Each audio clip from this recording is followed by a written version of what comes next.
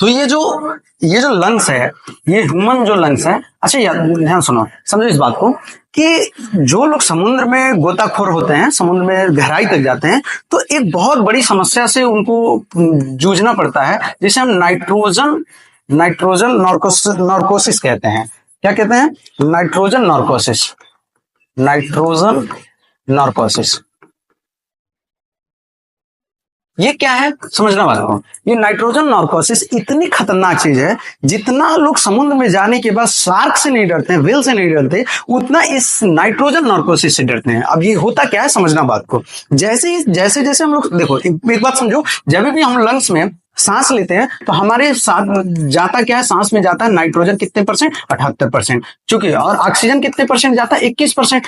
चूंकि ये नाइट्रोजन और ऑक्सीजन एक दूसरे में डिसॉल्व नहीं होते तो जितनी ऑक्सीजन हमारे बॉडी को नीड होती है उतना ले लेता है, और नाइट्रोजन जितना गया था उतना बाहर आ जाता है। लेकिन होता क्या है, जैसे हम समुद्र में 10 मीटर से नीचे जाते हैं, 10 मीटर की गहराई तक जो प्रेशर होता है, यानी 10 मीटर की गहराई तक समुद्र में जो प्रेशर होता है वो लगभग 1 बार से 2 बार के बराबर होता है।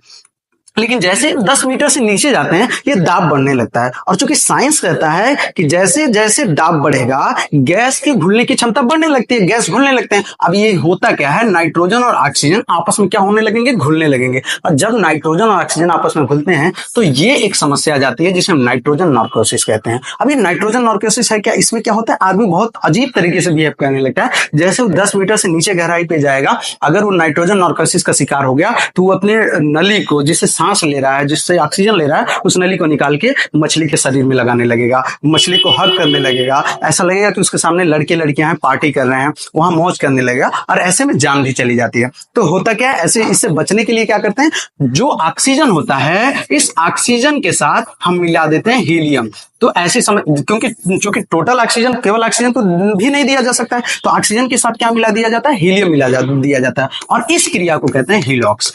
इस क्रिया को क्या कहते हैं? हीलॉक्स, जिससे नाइट्रोजन नॉर्कोसिस की समस्या खत्म हो जाती है।